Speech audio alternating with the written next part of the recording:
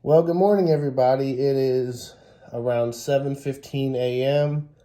on March 11th, 2022 in Columbia, Missouri. This is the final result of the snowstorm that we had last night.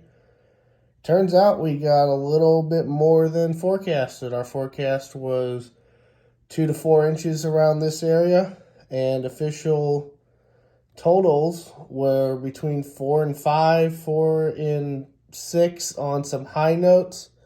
We got stuck under a pretty heavy band for a couple hours around 2:33 in the morning, and that stuck around, and that's where a majority of our accumulations occurred.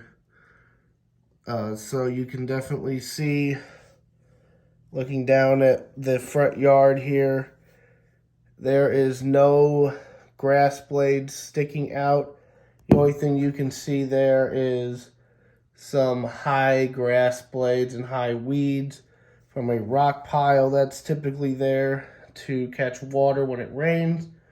But it's way too cold for it to be raining right now, so that's not a factor. But any normal size grass blades are completely under the snow right now.